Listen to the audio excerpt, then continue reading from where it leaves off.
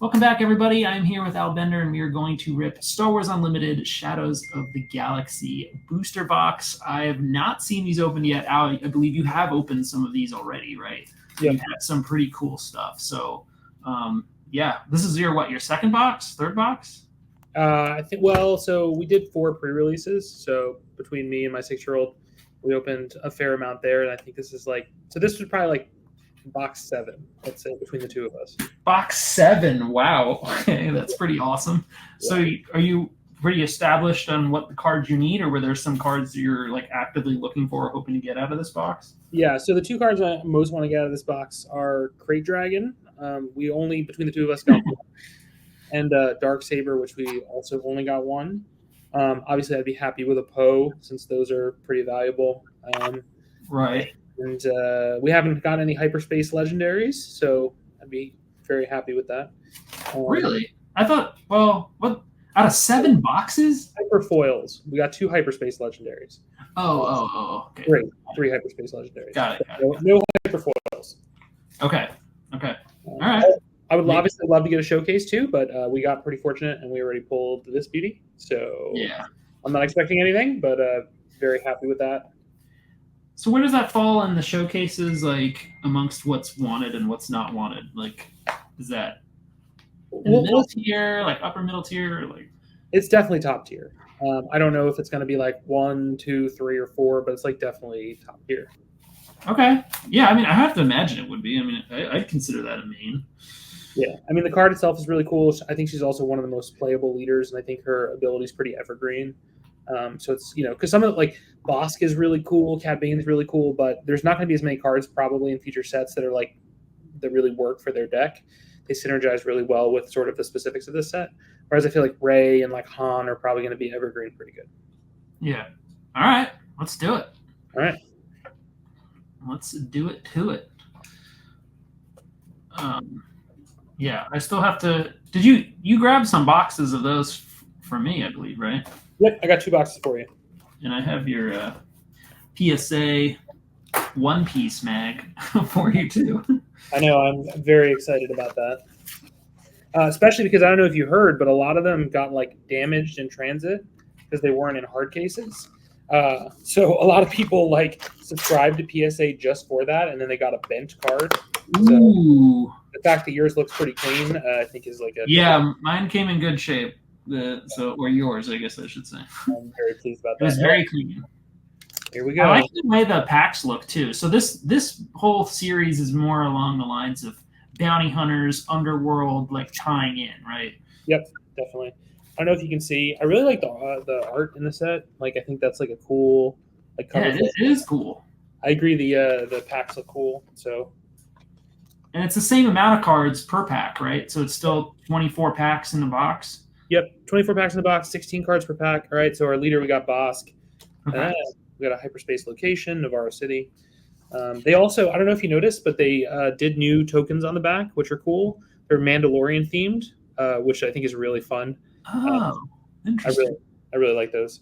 All right, I'm going to mostly skip like the commons and uncommons, and we'll just go ahead and skip to the all right, well, we got a hyperspace Trandoshan Hunter, which is a pretty cool card. Yeah, because like you were saying, we're going to see cards from set 1, but just in series 2 that might have that new back, right? Yep.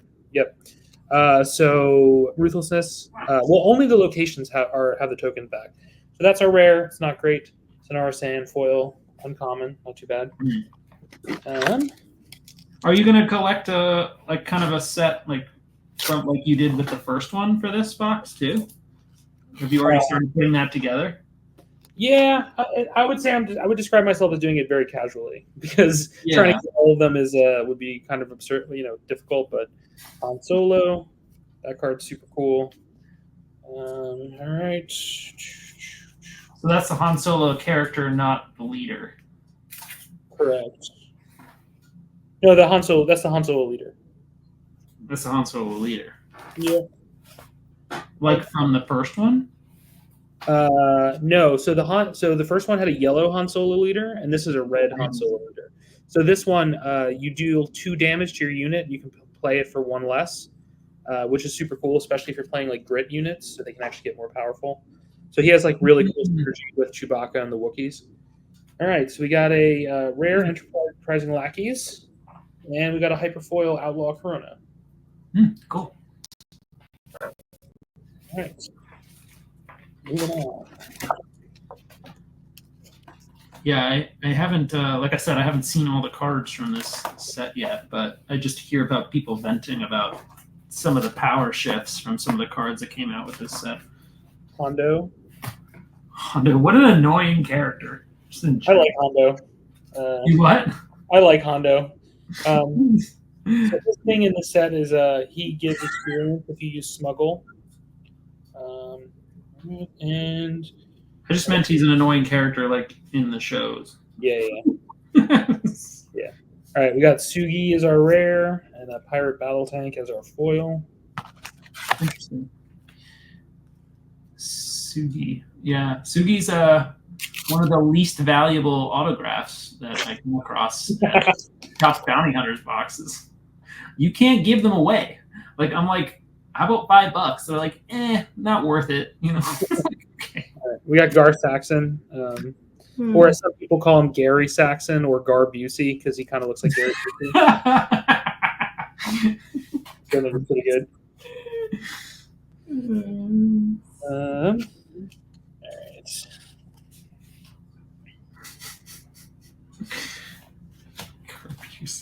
Yeah, we got a Hyperspace Death Mark. This is a bounty. And looks like we have something here. Let's see what it is. So tell me more about the bounty. Like, I know you can like basically capture like enemy people or your opponent's characters and bring them onto your side, right? Yep. And temporarily, at least. I'll answer that in a second. We got a Hyperspace IG-11, which is pretty fun. That's only an uncommon, but still cool. Let the Wookiee Win is our rare, and Vambrace Grapple Shots are common. So yeah, the way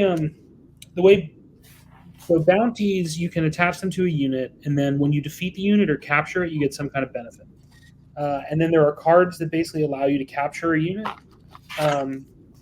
And yeah, they, as you said, they go face down under one of your units until that unit is defeated, and then they get them back. It can be a really powerful thing if you. But when they get them back, they get them back with no like damage markers on it or anything, right? Right, no damage, but also no upgrades. So like, it can be really powerful if like somebody plays like the Darksaber. So I was playing in a pre-release, and somebody played a Sentinel and then played the Darksaber on it, and then I captured it, which meant they had to discard the Darksaber, and they also lost their Sentinel, so I could attack their base that phase. So that's like an example of how it could be like really powerful. So we got a Hyperspace Kylo Ren rare leader. Ooh, that's nice. Yep.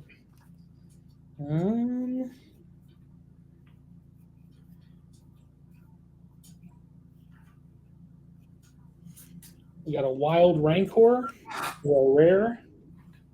But not the Crate Dragon. That's not the Crate Dragon yet. And Zuckuss foil. This card is really good if you pair him with Forlom. He's crazy good. So have there been any cards that you noticed right away from the second set that like really synergized with something? Like you said Zuckuss Forlom, but like are there cards that synergized like almost like, oh wow, I see what they were thinking? Like yeah, so there's a big underworld theme in this set, particularly in yellow. So a lot of cards have an underworld tag. So Cad Bane, if you play underworld cards, you get to deal damage every time you play one.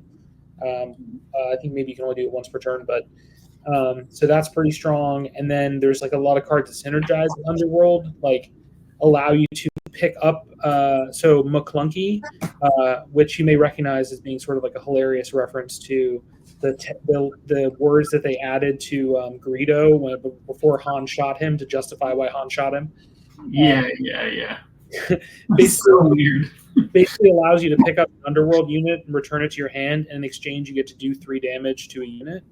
And then there are some cards that that's really good for because they cost very little, but they have really powerful like one plate effect. Like there's a card called Bizine Natal who is just insane. She costs 2, and she allows you to like look at your opponent's hand and take a card out of it they get to draw another card, but it can still be incredibly annoying. Like you take it to use it, or you take it to throw it in the trash? No, you take it to throw it in the trash. So you can basically take their best card out of their hand, and then they that would definitely be devastating if you have a strategy where you're building around one card. Yes, I had one match where the person played Bizine and just kept bouncing her back and forth and replaying her to the point where he took cards out of my hand 4 times, and I was unable to play on any of those turns. So it was, that was brutal. All right, we got our first legendary, and it's a Crate Dragon! Yes! Yes! Yes! My kingdom for a Crate Dragon. Nothing like looking for the card you want and then getting it out of That's the box. pretty sweet. Yeah, I am. How much is that going as a single right now? Like 50. Yeah, because everybody wants it. Yeah. Yeah. So that is a sweet pull, and I, honestly, like, yeah, that's really exciting. All right. Well, this box is already a success. If for no other reason, then it helps me to be able to build a deck that I wanted to build today. Yeah, I mean, if that one card, well, if half the value in that box comes from that one card, For sure. Until they errata it. Well, yeah. All right, we got a rare Lando. I wish Interesting Lando. they're bringing in the solo movie kind of version. Yeah, there's a lot of that. There's a couple Kira cards in here as well. Lady Proxima is pretty good. So artwork overall so far compared to the first set, better, worse, same? Ooh, I would say it's probably about the same, except that the art has grown on me generally. Like, I wasn't totally sure about it in the beginning, but the more time I've spent with it, the more I like it. And I really like how it sort of like brings all of these different artistic style, like, you know, entire Star Wars universe, right? It's been created in a lot of different styles: live action, animated, comics, video games, and like, so they found a way to bring them all together in a way that I think works and makes sense. So I think that's pretty cool. All right, so we got a rare Effant Mon, who seems frankly so difficult to use that even though he might be powerful, it's hard to imagine anyone using him. And then Craven Gore, who seems pretty strong, but also like maybe a little bit challenging to execute.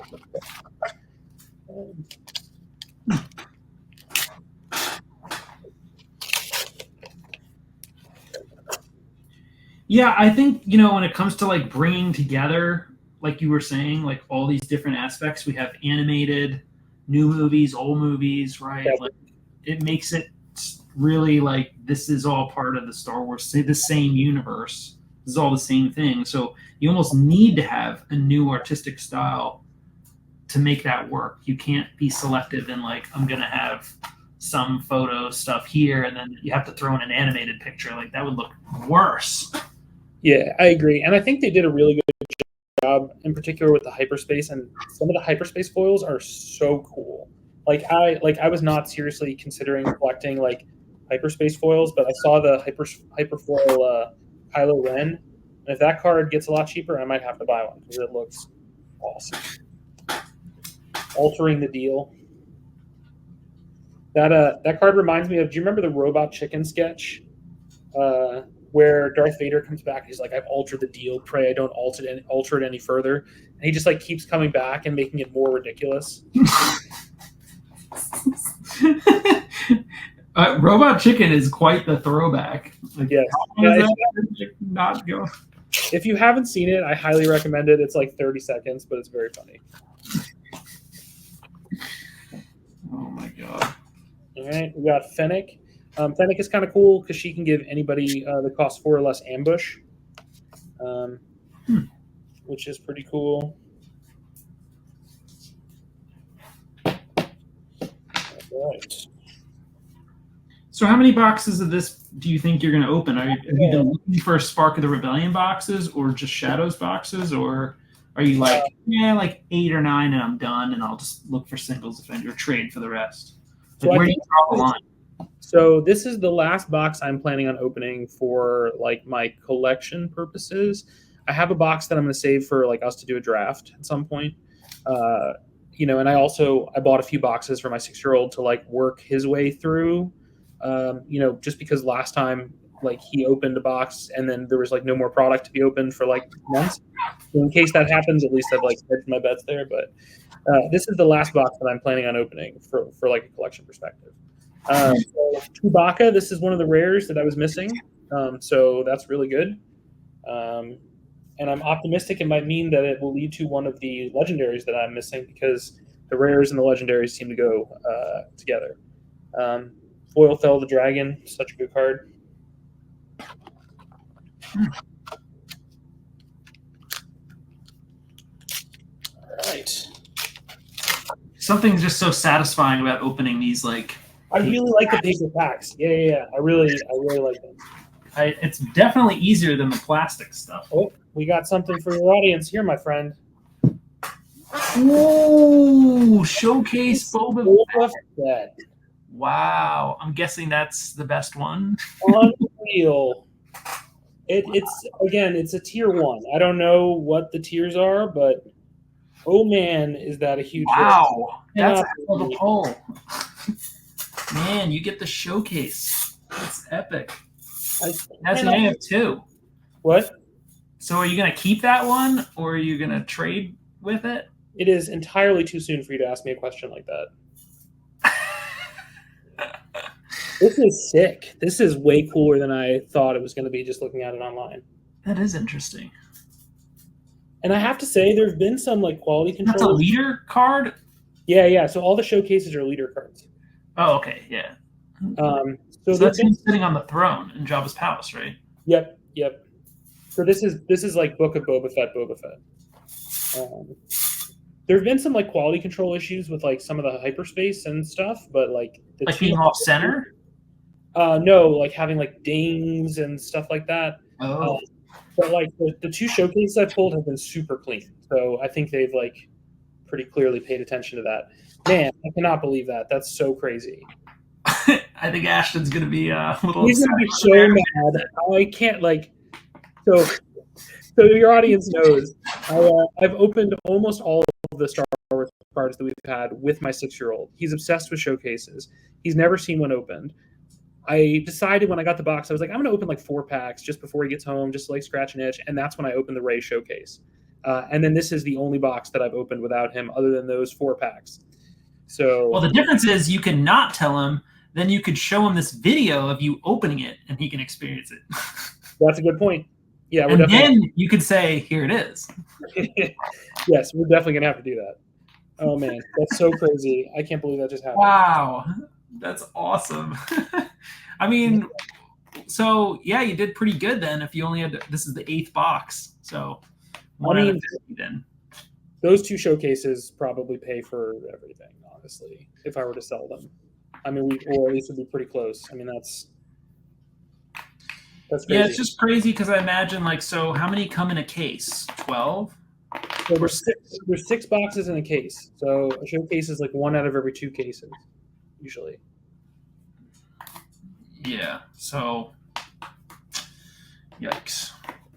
Because part of the appeal, from what I've seen, at least in opening, so at this point, like I've opened enough like bounty hunters product to get a much better sense of like how like some of these cards get distributed out, and like you definitely want the case to get like the biggest hits, because there's going to be generally like a giant hit in the case and then maybe like 2 or 3 like pretty good hits spread out, and then the rest are like meh or like loser hits. Right. So if you like open a case and you sell 1 or 2 and then open the rest, like there's a chance you could, lose out. And I've gotten much better at like not mapping out, but I kind of know like, okay, well this pack's going to contain this, or like the likelihood of me getting these cards are like significantly higher at this point, or it's not happening because we've already pulled everything we could, and I don't see the incentive to want to like buy single packs like out of a box, because like you pull that, you sell the rest of the packs, like, like you're good. And like, I know you've spoken about this with like One Piece or like Lorcana, right? Like if you had a case and you open up like an Elsa Enchanted, like you might as well sell the rest of the boxes, because like there's only going to be like 1 Enchanted, most likely like 99% of the time there's only going to be 1 in that case, right? There have been cases where it comes out with 2, but super unlikely, right? Because they account for that when they're putting in these cases together. Like, to get a good distribution, you want to spread it out as much as possible if they're doing their job well, right? So from what I've seen, like, if you get the larger amount of product at once out of that order, there's a much higher chance you're going to get what you're looking for. Yeah, so so One Piece, the cases are mapped. So like you're gonna get 3 liters, like 2 SPs, I think. These, from what I've heard, like if you buy a case, you're most likely gonna have no showcase, and then the second most likely is 1, and then there have been like every once in a while there'll be a case with like 2. I haven't heard of there being like 3 in a case or like 2 in one box or anything crazy like that. Crazy rare. Like, you would put money on betting that there probably isn't another one, like, if that were out of a case, right? Like, you could feel pretty good about like selling those away and not feeling like you're giving up a showcase. Yeah. Right? Well, so the Ray box I opened, so I got product from 3 different stores, and so I got 1 sealed case, and this boba just came out of that sealed case, and the Ray came out of a single box that I bought at another store. Well, and so what's interesting too is, so like Lorcana, for instance, people buy the boxes, right? And those can be kind of like mapped. Like, once you get like, either a legendary or, an enchanted, most likely it'll probably be a legendary. And then there'll be like a handful of rares and common foil or whatever. But you could also buy a single pack standalone, which is a total wild card of what you can get. And frankly, I've had better pulls from those loose booster, like individual ones, and I think people have gotten smarter to that, of like, I have better odds of pulling what I want out of these than actually opening a box, because if you're going to get like predictable things out of a box. Like with the Star Wars Unlimited, like, could you imagine if they sold like individual booster packs like in a sealed thing in a format like similar to Lorcana? Like, that would be interesting, because now you got it at a price point where, like, if you really wanted to like rip new product, you could, because worst case it'd be like, $10 a pack. Like, I mean, that's a lot, but way cheaper than trying to buy a box. And you have odds of getting a showcase, like you could get one. Yeah. I mean, so these boxes, the cases don't seem to be mapped, but the boxes seem to be pretty mapped. So like, I know there are people who've put together like spreadsheets where like if your first pack is this rare, then like 4 packs down you're going to get this legendary most likely. So like, don't buy single packs of this from a non-trusted source, because it's really easy to manipulate. But thankfully the boxes don't seem to be, the cases don't seem to be mapped. So like, if you're just buying a sealed box, you're probably okay. So our rare, because I had forgotten there were other cards in this pack, was Boba Fett's armor, which is very on brand. Very cool. What does that do? Oh man, this card is so good. So it gives +2/+2, and if the attached unit is Boba Fett, any damage that would be dealt to him, prevent 2 of that damage. Oh, wow, that's really strong. Yep. That would make him a BOH to take out. A nightmare, I think is the word. And basically all the like lower level attackers like aren't going to do anything. Yep. It's just, I've played against it. It's horrible. But Boba didn't really need any extra help this set. He already had the fire spray and already was like an above curve value as a leader. But we also got a Hyperfoil Hutt's Henchman, which is a common, but still pretty cool. Yeah, nice. Oh man. Okay. That is just absolutely insane. Yeah. We don't even need to see everything else. We know you got a great box. I mean, honestly, I was happy with the box just from the Crate Dragon. That too. You got the Crate Dragon and the showcase. Like, that is the dream box. It's the 99 percentile right there. Yep. We got a Jabba rare leader. Jabba is super fun. I mean, what could possibly make this box like from legendary to epic? Some type of, so the hyperspace and hyperfoil legendaries are like random, so it's still possible that we could get one of those. But okay.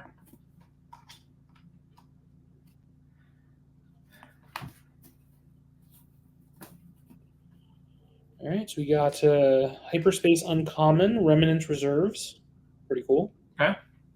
We got the Chaos of War, which is a very fun card, and Street Gang Recruiter common foil. Chaos War. Something else I've noticed is that sometimes these packs, when they have legendaries, there's like another legendary behind them. Like if you get like a hyperspace, so Oh, one of the craziest packs I had was we got a hyperspace Poe, which we were like dancing around the house about, and we like completely forgot to look at the rest of the pack, and then I moved it, and then there was a regular Poe behind it. And I've seen a number of people posting similar things. So we got a hyperspace Hondo. is that by design? Do you think with the incentive of like collect this one, play with this one? I don't know. I doubt it, honestly. Because it would seem a little not like it wouldn't seem that random if so we pulled that hyperspace Krell like earlier. I also pulled regular Krell. Like I don't think that's a coincidence. Like I'm not surprised because like I've seen some of those other ones. Like if you get a hyperspace foil of something, like there's a good chance you get the regular version of it too. And even if not in the same pack, like if in the box, like I don't know if that's how they kind of structure them. Is like this type of box is going to have these kind of rares together, and these types of commons and uncommons together. So like the point being, when you get a case, you get like a well-rounded mix to be able to like complete a set.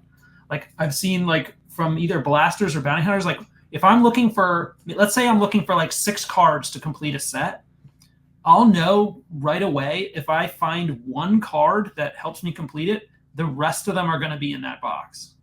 I know that because of how they like map it out, right? So I have to imagine like at some point they're not like totally random, but like random-ish, where it's like kind of random pods of like these cards are kind of grouped together when you get this kind of box, Yeah. So the rares and the legendaries seem to be arranged in like chunks.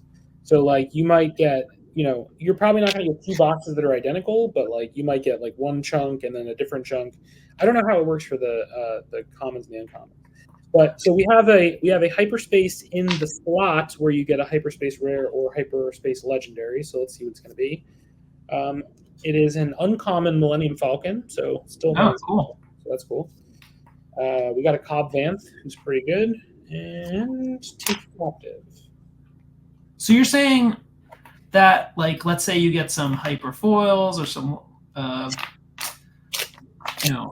foil rares or hyper rares or whatever. There's a likelihood, like a better likelihood, because they're chunked together with like a regular version of them as well. So the hyperspace and the foils are supposed to be uncorrelated.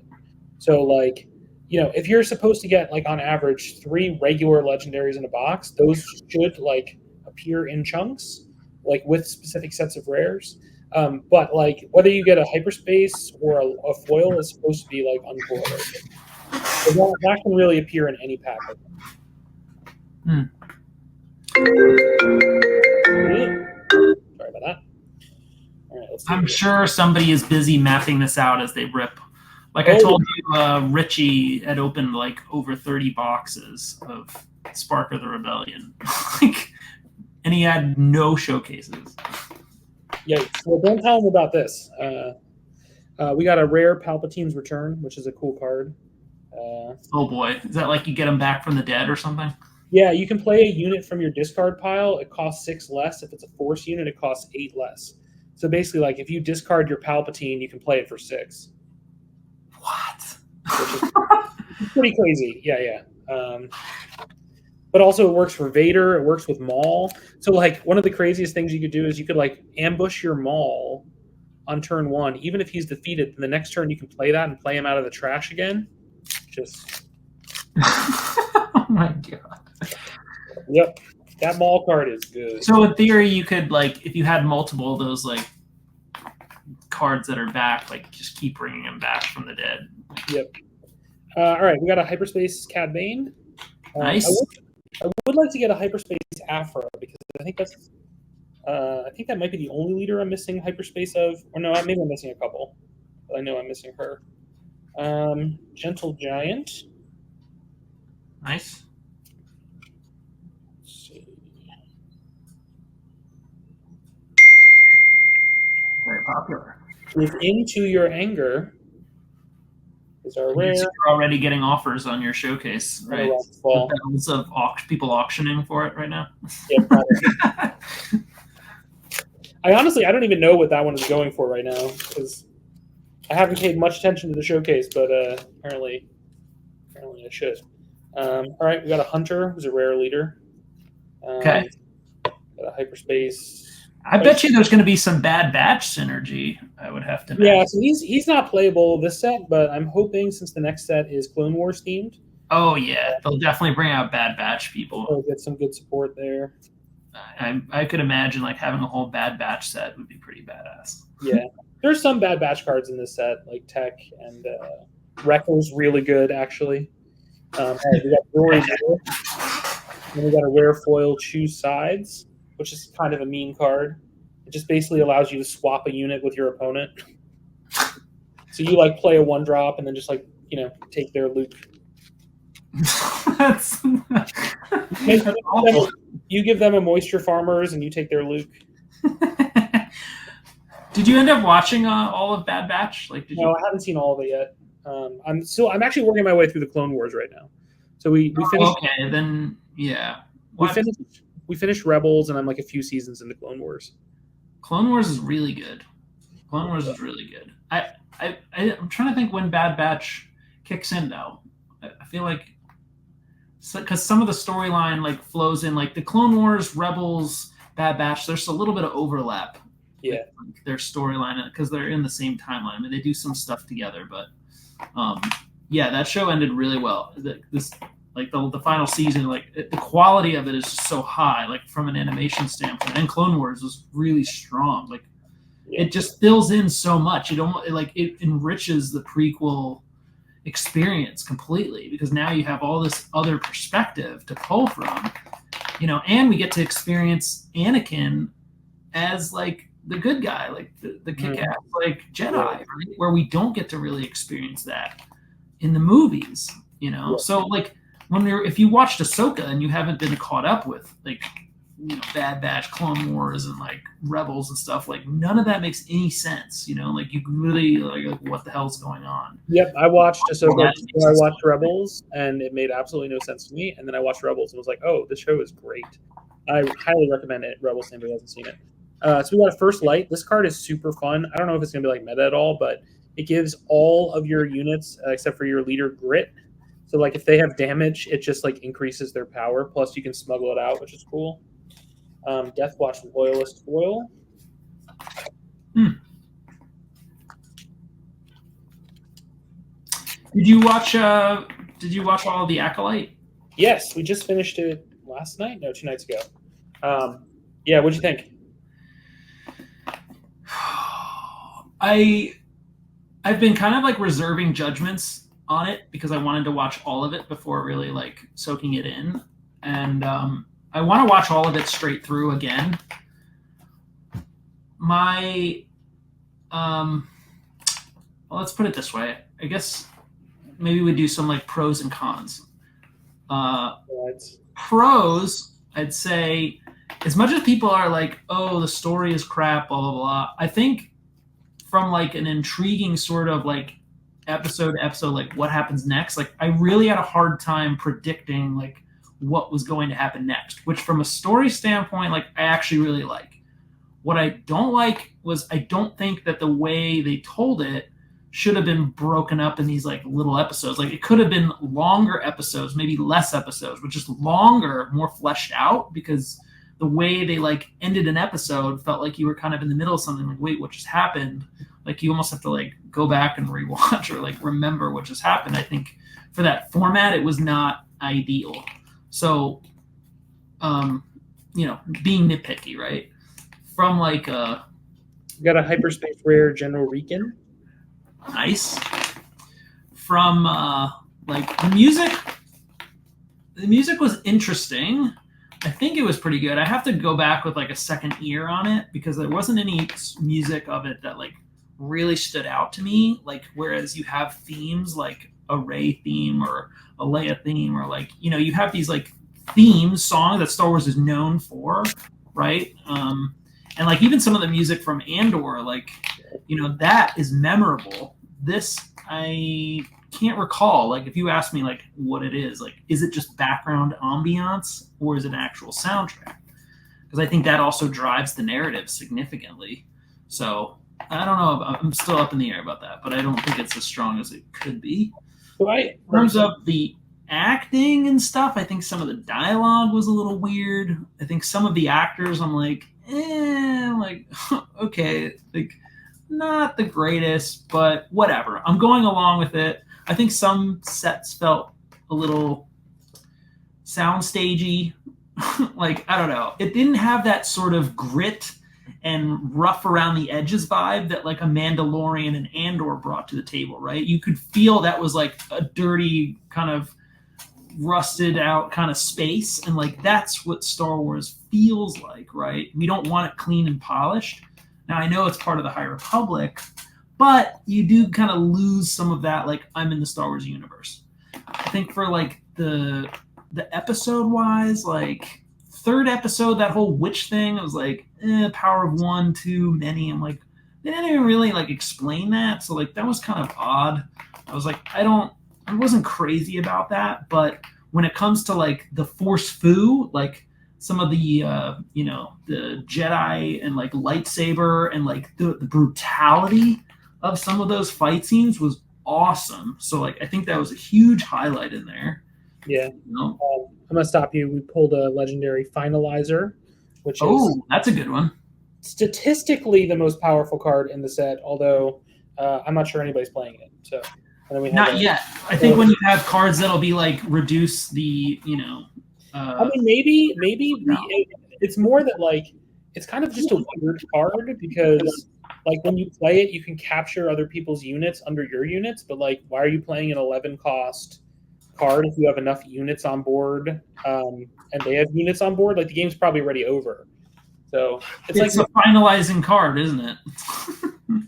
I guess. It's also like I loved that Ashton just out of the blue in the car one day, he was like, I feel like finalizer is a really ridiculous name. I was like, yes. It kind of is. It feels very sequel trilogy-esque. Yeah. Also, there were 3 cards in that pack that were upside down for no clear reason. So that's just placed upside down, but not printed upside down. No, I don't think so. Yeah, just placed upside down. Yeah, it happens. All right, Quad Bane. For what it's worth, I really liked it. I liked that it was like clearly, in my opinion, made in the style of like an old martial, like of a Crouching Tiger, Hidden Dragon, sort of like Matrix-y sort of fighting vibes. Yeah, which I liked. And I also thought that like the message was a really worthwhile one, and I think it was an interesting exploration of like we have this idea that like the Jedi are the good guys and the Sith are the bad guys, but I think contextualizing it as like the Jedi are one religion, and in the context of the show, the Sith are almost like atheists, right? Where they're like, it's not that I like belong necessarily to like another religion, it's just that like I just want to be able to do my stuff without having to be part of you. So anyway, for those who haven't seen it, I think it's a worthwhile watch. I do wish it was longer. I feel like it was like, I don't know. I would have liked a more probably complex and longer story, but I understand that was probably an expensive show to make. Yeah, I felt hungry for more, if you will, like to kind of fill in a little bit more. Like the episodes felt short, like you could feel it. When you watched like a Mandalorian episode, you felt that it was like a solid built episode, right? Like it had a full fleshed out story, like it kind of opened and closed, and like everything that needed to happen to like happened, right?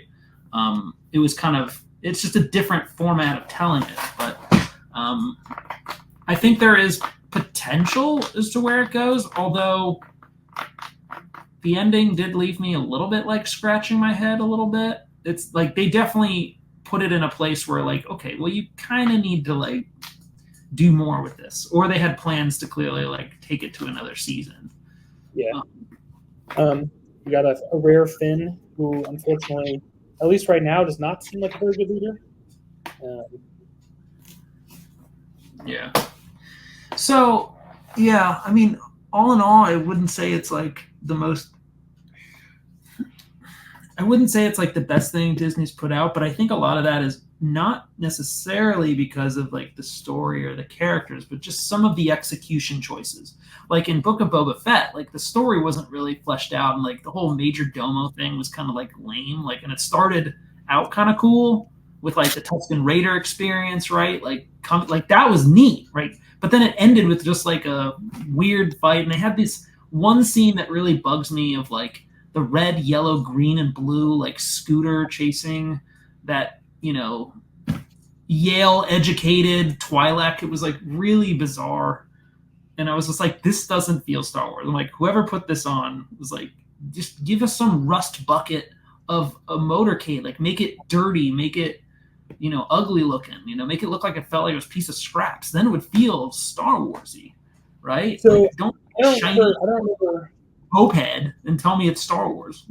So I don't remember whose thought this was, so I don't want to claim it's as an original one. But somebody pointed out that the modded cohorts, like that group, were like the most George Lucasy thing ever in Star Wars, because it's basically like American Graffiti Star Wars edition. Like, yeah, but it was weird. Like, it just felt out of place. Like, all right, we got the legendary. Let's see what it is. Supreme Leader Snoke. Ooh, how good is he? I think he's really good. No one's really playing control right now, but I think he's going to be really strong. Each enemy non-leader unit gets -2/-2. So like you can play him, and it's a static condition. So any units you play are -2/-2. So you can't play any units with 2 health, or they will immediately be defeated. So yeah, it's pretty brutal. But it's interesting to note that the box mapping, there are 4 cards that I legendaries I did not get very many of. Great Dragon only got 1. Finalizer I got 0. Snoke I got 0, and Darksaber I got 1. So clearly, like, these cards go together in a box, right? And I just haven't opened a box with these cards in them before. So that's cool. And then Foil Echo. I think we're down to our last 2 packs. All right. But yeah, ending remarks on that. It's still worth a watch. I don't think it deserves the crazy amount of hate it's been getting. Like, I mean, honestly, I don't know anything. Like, Star Wars stuff gets so much hate. Yeah, it's exhausting. Yeah, it is never deserving of the hate that it gets. I mean, like, yeah, it's not Andor, but nothing is Andor. Well, Rogue One was really like the lightning in a bottle. Here you go. You were just talking about it. So we know it's possible. I think this rotating cast of bringing in people that have never done blockbuster movies or anything large scale, like this flavor of the week directing sort of stuff, is bizarre to me. Like, getting somebody who does international documentaries to suddenly do a Star Wars, it's like, what? I'm like, why don't you just put Star Wars people in charge of it? Like, well, give us the same vibe and feel. So that doesn't bother me at all. So we got Survivor's Gauntlet, and we got a rare Van Brace flamethrower foil. That doesn't bother me at all, and the reason is because I think it's cool to like explore the universe from like different perspectives, right? Like, I hear you that like Star Wars, like the Mandalorian, like captures the Star Wars vibe, but like it's a big universe. It's not monolithic, right? We're talking about thousands of years in history in the context of the story and the universe. So like, I like that some of it is different. Like, I actually appreciate that. Yeah, but let's say they come out with a Star Wars and it turns into like a slapstick comedy or something, right? Or into like a straight up horror. You know, it'd be like, what? Like, yeah, you're exploring the universe, but like, that's a totally different vibe. Like, you know, like, I think that would be kind of cool. Like, I really liked. I don't know if you've ever seen Lower Decks, basically the Star Trek comedy that basically is just like what it's like to be like a lower ranking officer on a Star Trek vessel with all the crazy stuff that happens. That show was super fun. So like, I could see a version of that being pretty funny. Like, you know, what's a day in the life of Sylvester Crumb like? But no, I just think it's cool. Like, if there was only going to be like, if I knew there were only going to be like the 3 movies that like finished off like 7, 8, 9, I would feel really strongly that they needed to be a certain way. But now that I know that there's going to be infinite content forever, like, just feel free to do weird stuff. Like, some of it will be spectacular and some of it will be just okay, right? All right. We end with a Boba Fett. This is our last pack. Yeah, I will say for like the purists who are like stop making stuff, like don't touch anything else. Like that doesn't make sense to me. Like no one's taking away your original experience. Like if you only want to experience those, then only experience those. But for those who want to continue to expand and are just enjoying the journey, or for the younger audience, right? Because this was originally made for a much younger audience. It wasn't meant for a mature audience. So like we have to accept the fact that like maybe we're not the most important. Like I mean, I'm not saying they need to make it for like a 3-year-old, but like hey, I mean, there's Young Jedi, which is actually pretty good. So have you been watching that show? Yeah, the kids like it. That's funny. And frankly, it's a lot better than a lot of other kids programming. So I'd rather watch that than Paw Patrol. Yeah, my son just started watching Paw Patrol, and I'm immediately hating everything. Condolences. Hopefully, he'll get over it quickly. All right, so our last rare is Tobias Beckett, and our last foil is a common Smuggler Starfighter. How does Tobias Beckett play? Does he have any synergy with like Han or something, or like? I haven't played him at all. Let's see. What does this card say? Basically, it allows you to exhaust a unit that costs the same as or less than the card you played. So it seems to synergize with like the Mandalorian a little bit, who wants to be exhausting units. Also, like maybe Fennec a little bit. Okay. So all in all, this was a pretty great box. Yeah. And then you got a little extras, I guess. There it is. And the Crate Dragon. And the Crate Dragon. Man, this is so much nicer than I expected. The colors are really nice. I really like the art. It's amazing. I didn't even consider like trying to buy or trade for a showcase in the first set because I was like, whatever, man. I don't need any of those. They're too expensive. Now that I have these two, I'm like, these are pretty cool. The problem. Yeah, the problem is trying to get all of them. We'll clean them out. I'm not doing that. I'm under no circumstances doing that. All right. Well, this has been awesome, and we'll have to do a draft very soon so we can play with all these cards. Sounds good. Look forward to it. Thanks again. Yeah.